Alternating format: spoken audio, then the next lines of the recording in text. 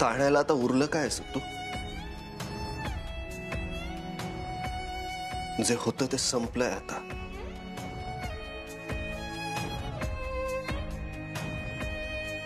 हो मॅडम, खूप झालं नाटक. मी पोलिसात जाईन. माझे 2000 रुपये चोरले तुम्ही. नाही सर, मी मशीन मध्ये मोजून दिले तुम्हाला पैसे. अच्छा, म्हणजे तुम्ही या मशीनची सेटिंग बिघडवली असणार. वा, ग्रेट. हे बघा, मला माझे पैसे परत करा, नाहीतर काय? नाहीतर अरे मी पोलिसात जाईन.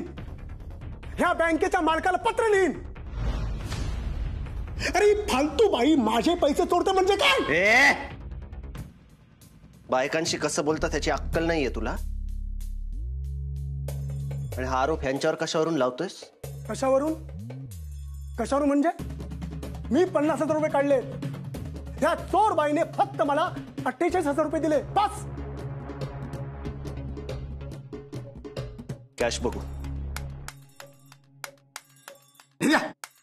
मोजा.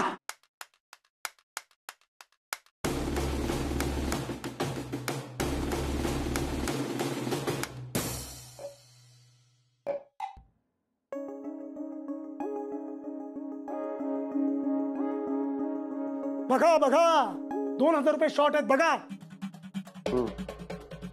माझ्यासारखे सभ्य माणसावर आरोप करताय. हे 2000 यांनी चोरले कशावरून? ते बघ, बँकेत सीसीटीव्ही कॅमेरा आहे. तर तुझी ही नाटकं आहेत ना, बंद कर. आणि ह्या ज्या बाई आहेत ना, खूप वर्ष झालं काम करतायत बँकेत. तुझे 2000 रुपये नाहीत घेत बसणार. तेव्हा काय झोल केलायस सरळ सरळ सांग. हे मला विचारणार तू कोण? ह्या बँकेचा मॅनेजर इंद्रजित साळगावकर, ह्या बँकेचा वसुली एजंट.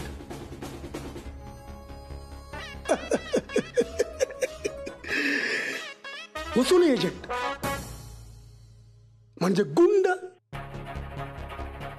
अरे तुमच्या सारख्यांच्या थोबाडाला पण लागत नाही मी, समजलं? चला हो बाजूला.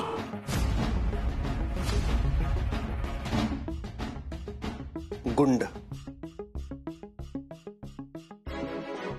आहेच मी, गुंड. आणि आता मी तुला माझी गुंडगिरी दाखवतो. हो हो, तुम्ही सभ्य माणसाच्या कॉलरला हात घालताय.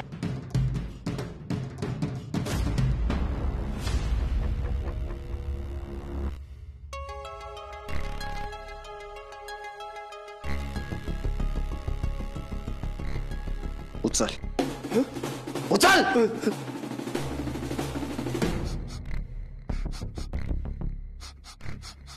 दे. हे घ्या, दिले. काय रे सभ्यतेच्या चिकण्या, पैशांची चोरी करायची तू, बायकांशी वाटेल त्या भाषेत बोलायचं तू, आणि गुंड मी. नाही साहेब, चुकलो, चूक झाली. आता मी तुला दाखवतो माझी गुंडगिरी.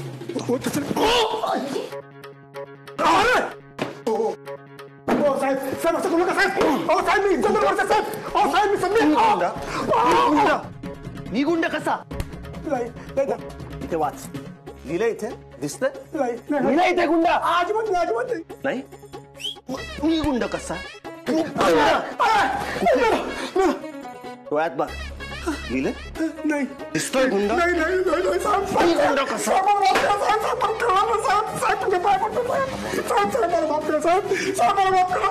बाईशी अशा भाषेत का बोललास?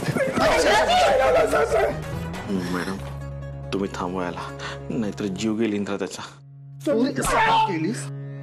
इंद्राजी प्लीज थांबा. हो आहे मी गुंड. ज्याला मन नाही, ज्याला भावना नाही, ज्याला प्रेम करायचा अधिकार नाही असा गुंड. ज्याला तुम्हाला सभ्य लोकांच्या जगात जागा नाही. इंद्राजी बाप.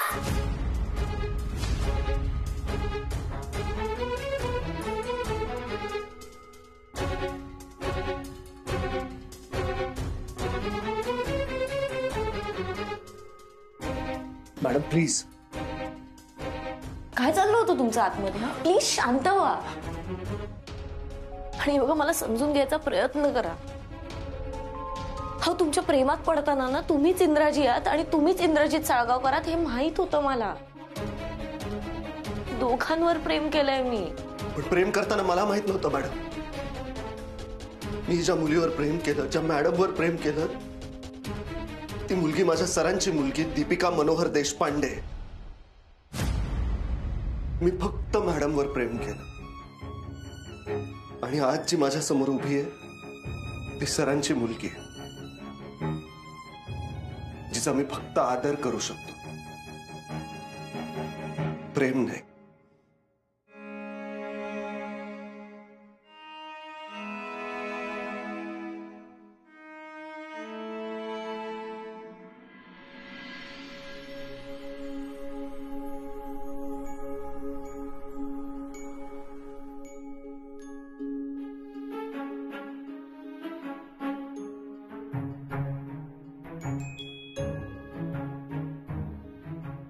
ताई केर काढ ग जरा. लसणाची सालं बघ घरभर उडली आहेत. काय ग आई?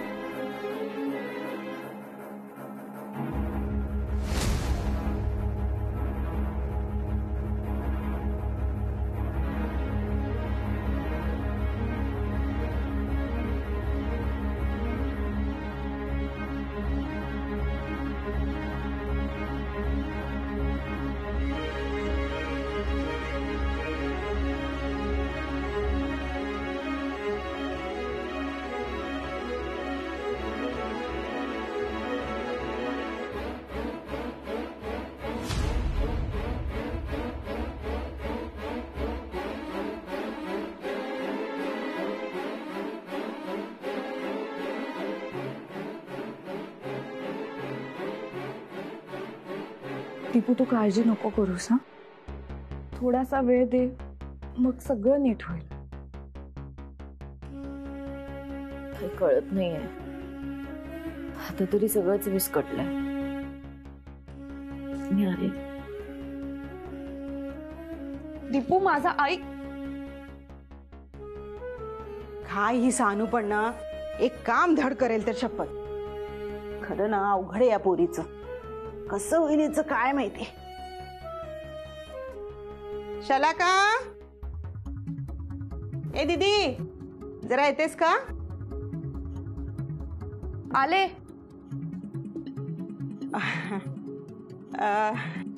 बस ना. अगं बस, बोलायचंय मला तुझ्याशी. बस.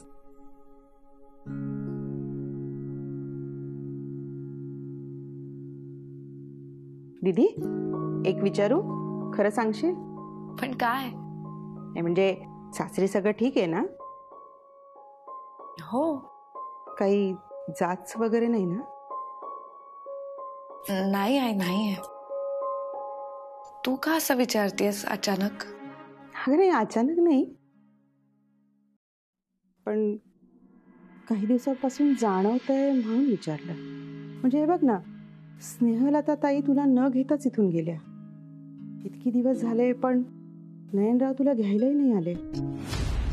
नाही म्हणजे तू इथे राहिली तर आम्हाला आनंदच आहे ग.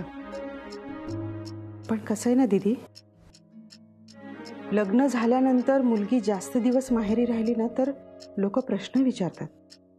म्हणून विचारतेय, काही बिनसलं नाहीये ना तुमच्यात? नाही आई, तसं काही नाही. तसं काही नाहीये तर चांगलंच आहे ग. पण एक लक्षात ठेव दीदी, कसं आहे, तुझं आता नवीन लग्न झालंय, नवा नवा संसार आहे, म्हणून सांगते, बाईच्या जातीने कसं समंजस असायला हवं. हं, नाही म्हणजे संसार म्हटला की थोड्या बहुत कुरबुरी होणारच, प्रत्येक संसारात होतात. पण बाईने समजूतदारपणा दाखवला ना तर संसार चांगला टिकतो, हो की नाही? आणि जेवढा नवरा रागी तापट तेवढं बाईने शांत राहावं लागतं. तशी तू आहेसच ग. पण मी काय म्हणतेय ते तुझ्या लक्षात येत आहे ना? येते मी. एवढं सगळं कामं पडलीत ना.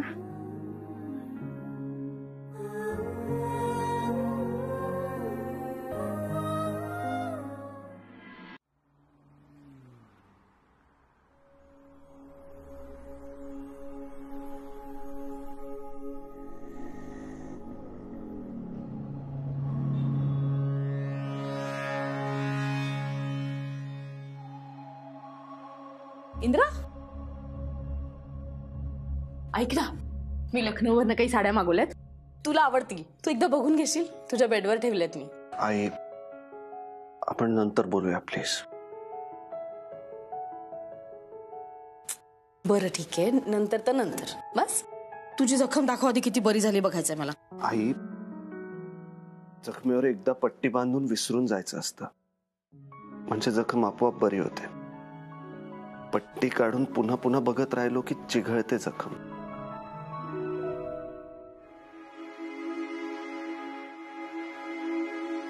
मी जखम विसरायचा प्रयत्न करतोय.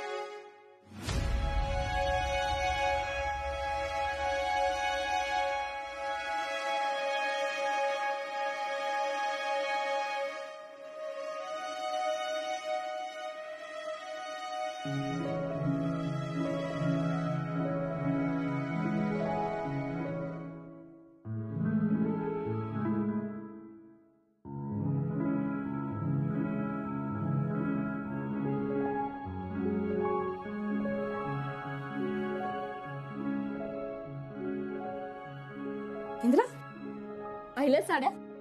अरे हार बघ, दीपिकाला इतका सुंदर दिसेल ना. आई नको ना प्लीज, झोपू दे मला.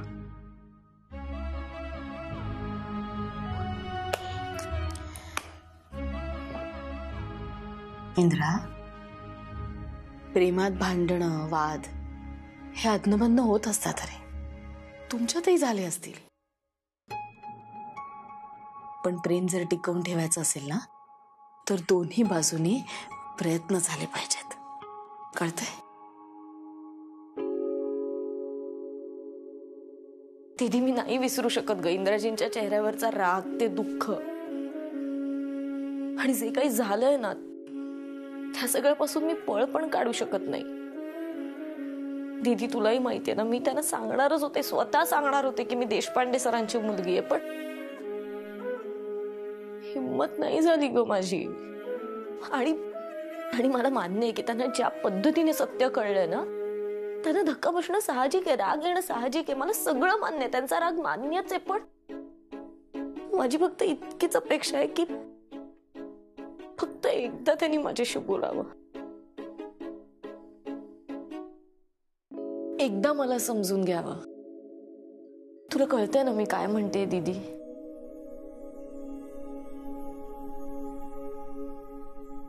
हे बघ इंद्रा, मला माहित नाहीये तुमच्या दोघांमध्ये काय झालंय, पण काहीतरी बिनसलं एवढं नक्की.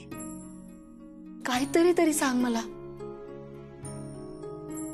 असं मनात दाबून ठेवलंस तर प्रॉब्लेम सुटणार आहेत का? आणि तुला अशा अवस्थेत बघून मला किती त्रास होत असेल याचा विचार केलास? आई, हे बघ, तुला त्रास झाला त्यासाठी खरंच सॉरी. पण मी दीपिका मॅडम बद्दल कुठलीच गोष्ट आजवर तुझ्यापासून लपवून ठेवलेली नाहीये आणि या पुढेही नाही ठेवणार. मग सांग ना नक्की काय झालं. आई, आमचं नातं संपलंय. हे नातं आता पुढे नाही नेता येऊ शकलं. काय? अरे पण का? म्हणजे अचानक का झालंय? तिच्या घरचे तुला काही म्हणाले का? तिलाच नकोय का हे नातं? तिला दुसऱ्या कोणाशी तरी लग्न करायचंय का? का तिच्या घरच्यांनी दुसरा मुलगा पाहिलाय तिच्यासाठी? हे बघ प्लीज, मला तू सगळं काय ते सांग. अगं आई, शांत हो प्लीज. हे बघ, तू असं नको करूस. तुला हे जे काही वाटतंय त्यातलं काहीही झालेलं नाहीये. तू पॅनिक नको होऊस. मला फक्त थोडा वेळ दे. मला आता काहीच सुधरत नाहीये. माझं डोकं ताळ्यावर नाहीये आई. मला चैन पडत नाहीये. त्यामुळे फक्त थोडा वेळ दे मला. दीदी वेळच तर नाहीये ना. इंद्राजींना खूप त्रास होतोय अगं आणि मी ते नाही बघू शकत. म्हणूनच मला त्यांच्याशी बोलायचंय, त्यांची माफी मागायची आहे, त्यांना सॉरी म्हणायचंय. मी 1000दा सॉरी म्हणायला तयार आहे. आई, मला खरंच माफ कर. I am really sorry. Indra, तुझा त्रास कमी झाला ना तरच मला बरं वाटणार आहे. आई, तू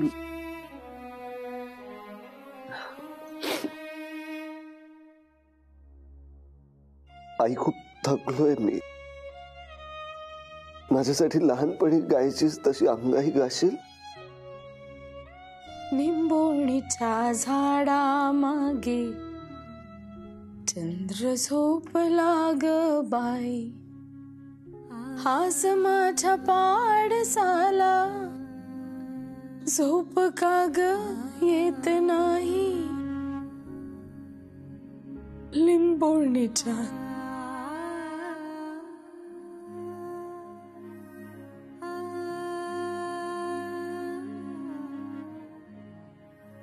आई, काय झालं? का थांबलेस? इंद्रा, तू जर उपाशी झोपलास तर मला झोप लागेल का रे? जशी तुझ्यासाठी ही अंगाई आहे ना, तशी माझ्यासाठी तुझं पोटभर जेवणं आणि शांत झोपणं ही अंगाई आहे. माझ्यासाठी अंगाई म्हणशील?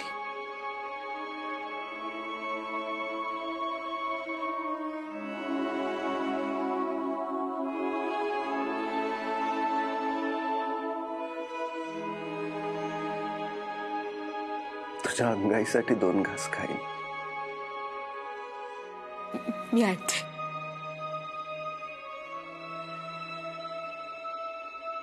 दीपू, चल जेवून घे. मला नकोय. तू जा, तू जेवून घे. दीपू, असं न जेवून परिस्थिती बदलणार आहे का? हा, उलट तुलाच अशक्तपणा आहे. परिस्थिती बदलायची असेल तर त्यासाठी प्रयत्न कर. न जेवून काही नाही होणार.